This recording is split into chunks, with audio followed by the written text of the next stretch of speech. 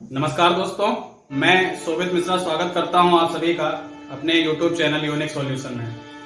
चलिए आज ज्योग्राफी के अंतर्गत हम लोग यह समझने का प्रयास करते हैं कि पृथ्वी की आंतरिक संरचना क्या है। हमारे चैनल से जुड़े रहने के लिए आप चैनल को सब्सक्राइब भी कर सकते हैं। तो चलिए प्रारंभ करते हैं पृथ्वी की आंतरिक संरचना। पृथ्वी की आंतरिक संरचना को मैं बहुत आसान शब्दों में बताना चाहूंगा और बहुत ही उसमें से केवल उन चीजों को मैं आपके सामने रखूंगा जो अक्सर आपकी परीक्षाओं में देखने को आपको मिल जाती होंगी। मुख्यतः पृथ्वी की आंतरिक संरचना को बताने के लिए जो अभी तक जो मत आए हैं उनमें आप कह सकते हैं एक तो रासायनिक संगठन के आधार पर पृथ्वी की आंतरिक संरचना को बांटा गया है। नंबर 2 आप कह सकते हैं भूकंपी तरंगों के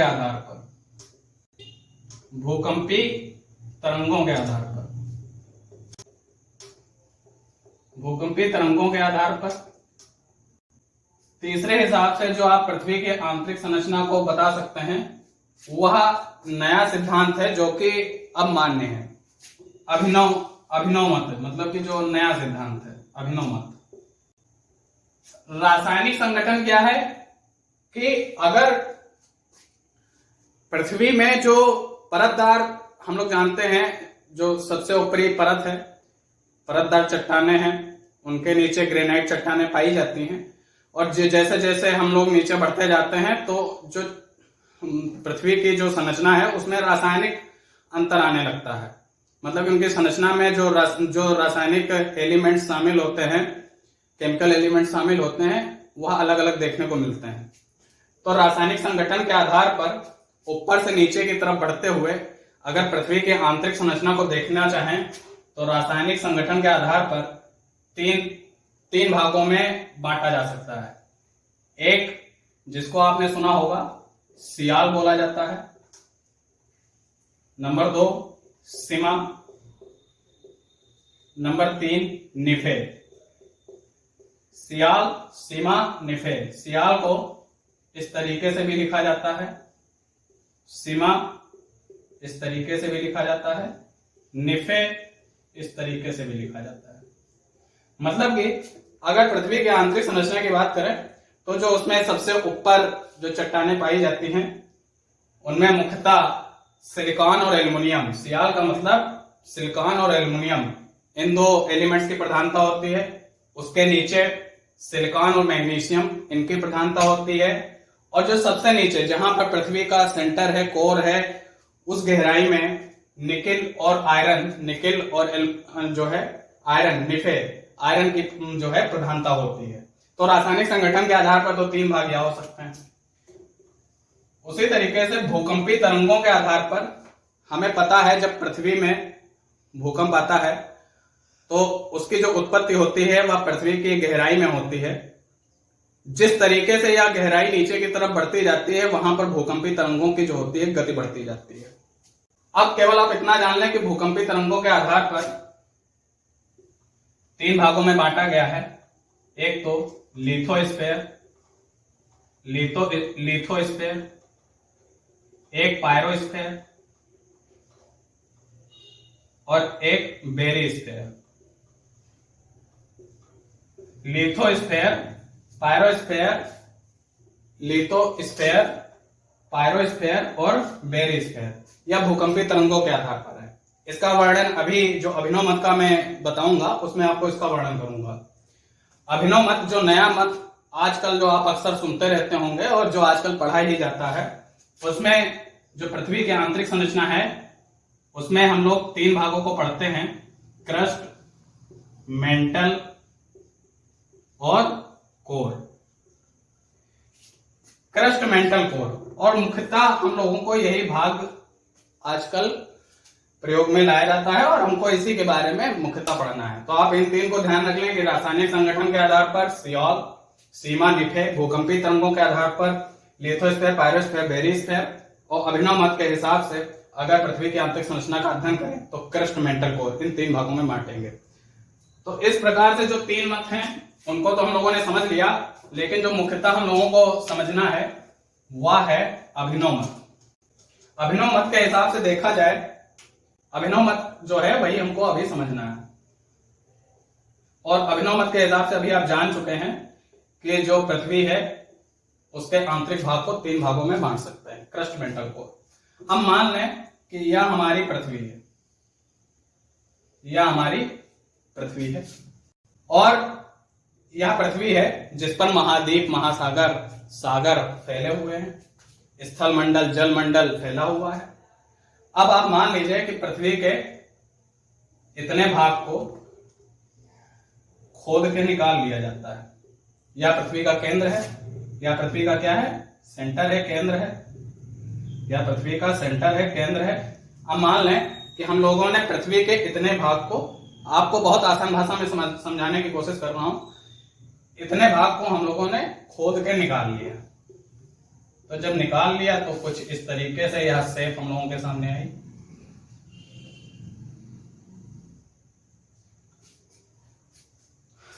इस तरीके की शेप हमारे सामने निकल के आई। तो इसका मतलब जो यह बिंदु है, यह केंद्र है, यह क्या है, केंद्र है, सेंटर है, पृथ्वी का क्या है, सेंटर है, केंद्र है।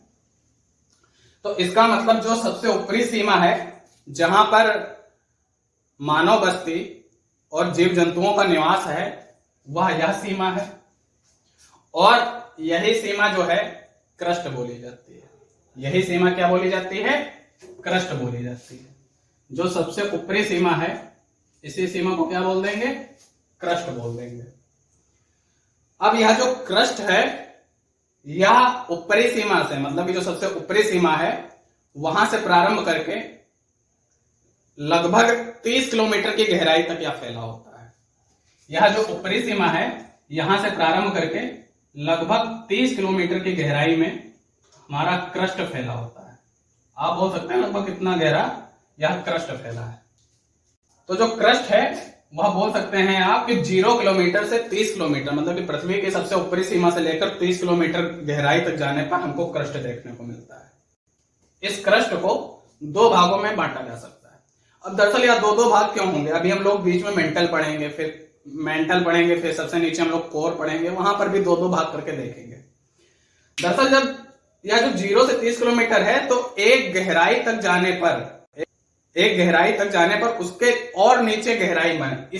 इसी यह जो दूरी है, इसी की बात कर रहा हूं अभी। इसी के अंदर एक गहराई तक जाने पर मान लीजिए कि 10 किलोमीटर गहरे में हम लोग चले गए, और उसके बाद में और नीचे जाने पर घनत्व में अंतर आने लगता है।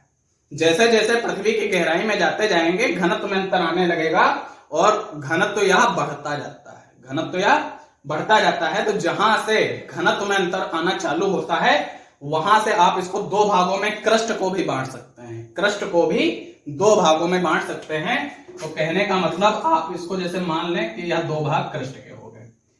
एक को आप बोल सकते हैं, या जो नीचे वाला भाग है इसको आप बोलते हैं लोअर क्रस्ट, इसको क्या बोल दें, लोअर क्रस्ट।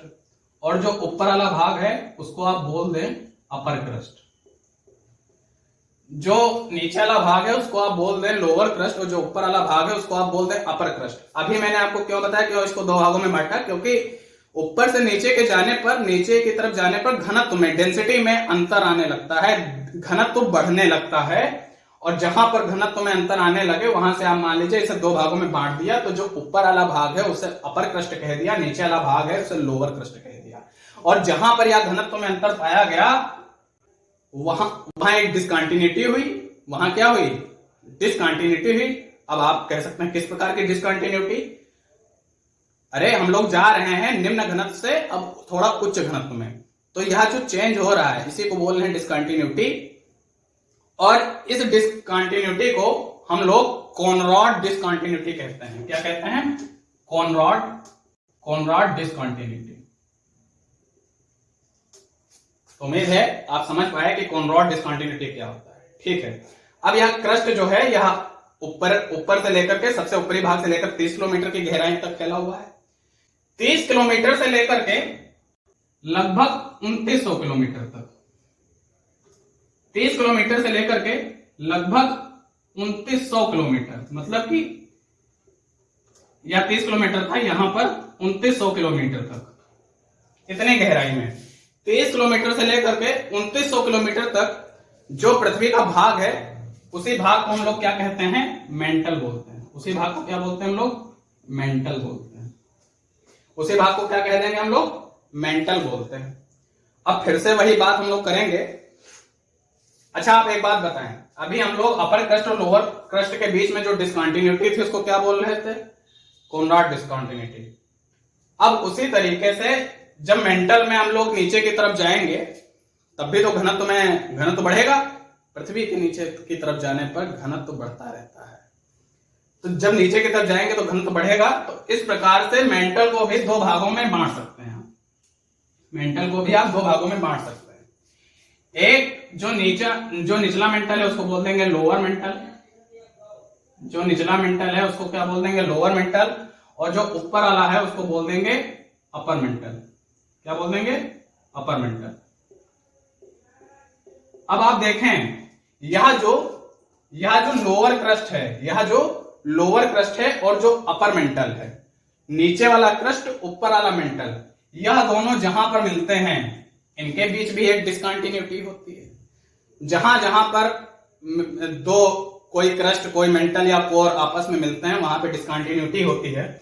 और जहां पे लोअर क्रस्ट और अपर मेंटल मिलते हैं वहां की जो डिस्कंटिन्यूटी होती है, हिंदी में इसके लिए शब्द लाया जाता है असंबद्धता। तो जो डिस्कंटिन्यूटी होगी उसके लिए शब्द जो लाया जाता है उसको बोलते हैं मोहो डिस्कंटिन्यूटी। क्या बोला जाता है? मोहो डिस्कंटिन्यूटी। मोहो डिस्कंटिन्यूटी।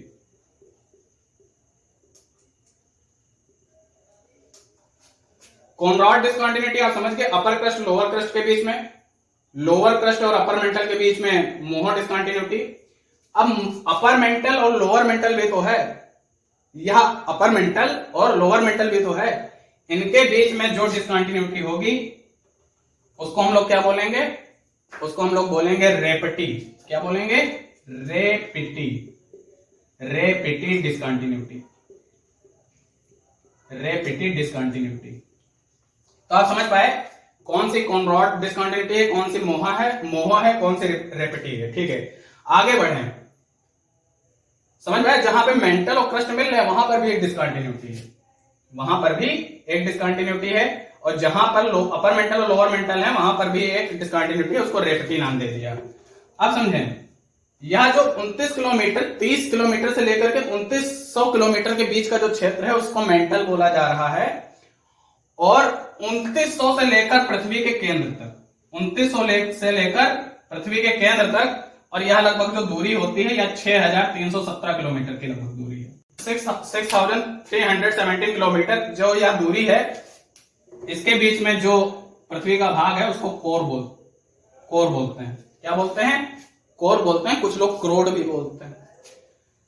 अब आप समझें, इसी तरीके से जब मेंटल से हम लोग कोर में आगे की तरफ बढ़ेंगे तो फिर से घनत्व में अंतर बढ़ने लगेगा। और हम लोग क्रस्ट जो कोर है उसको भी दो भागों में मान सकते हैं। एक को बोल देंगे अपर कोर, एक को बोल देंगे अपर कोर, और एक को बोल देंगे लोअर कोर। एक को क्या बोल देंगे? Lower core. तो आप समझें, यहां पर भी अब आपको दो डिस्कंटिन्यूटी देखने को मिलेंगी। एक तो जो लोअर मेंटल है और अपर कोर, लोअर मेंटल और अपर कोर, इनके बीच भी तो एक डिस्कंटिन्यूटी है।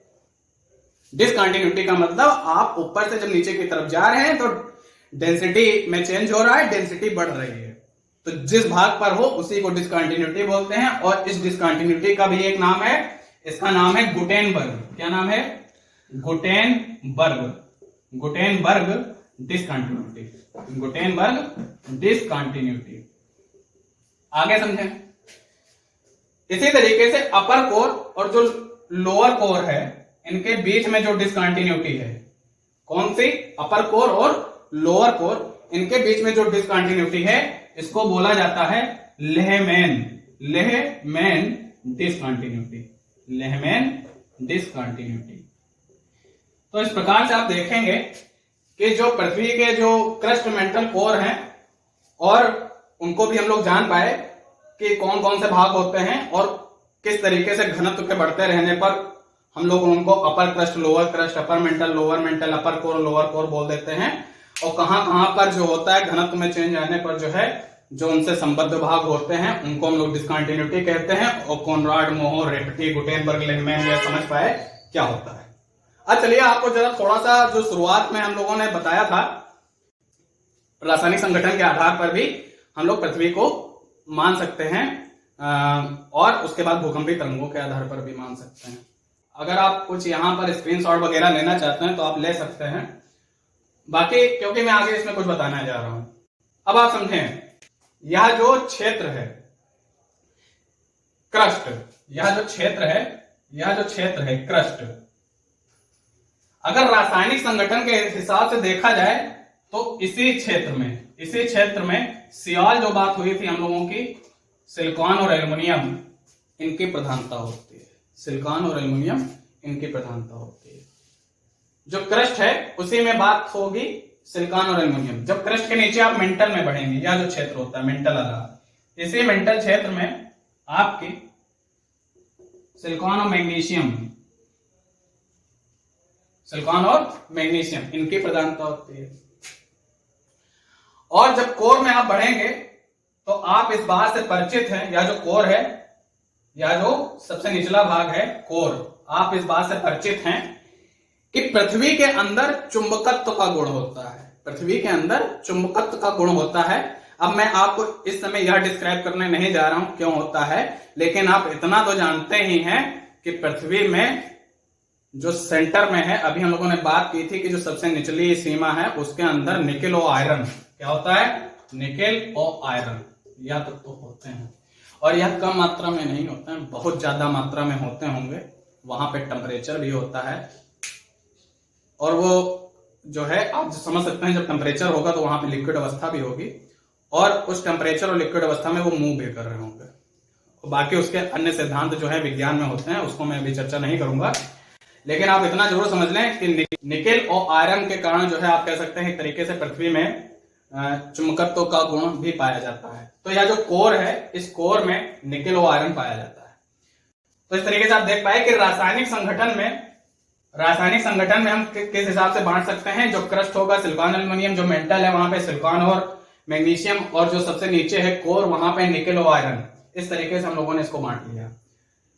और जरा आप समझें कि अभी हम लोगों ने चर्चा की थी भूकंपीय तरंगों के आधार पर, अभी हम लोगों ने बांटा था, और उसमें हम लोगों ने बात किया था कि भूकंपीय तरंगों के आधार पर पृथ्वी की अगर आंतरिक संरचना को बांटना चाहें तो हम लोग बात कर लेंगे लिथोस्फीयर, पायरोस्फीयर और पेरिस्फीयर की।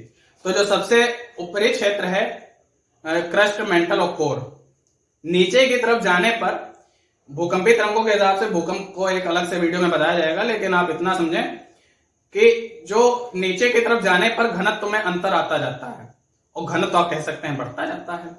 तो जिस तरीके से हम लोग पृथ्वी के आंतरिक सतह की तरफ जाते जाएंगे, कोर की तरफ जाते जाएंगे, वहां पे भूकंपीय तरंगों की चलने की गति ज्यादा होती जाती है। भूकंपीय तरंगों की चलने की गति ज्यादा होती जाती है, और जहां पे घनत्व ज्यादा होता है वहां पर भूकंपीय तरंगें बहुत ज्यादा तेजी से चलती हैं। तो इस तरीके से आप देखेंगे कि हम लोगों ने जो पृथ्वी की आंतरिक संरचना है उसको 3 प्रकार से समझने की कोशिश की, और अभिनव मत पे हम लोगों ने ज्यादा जोर दिया।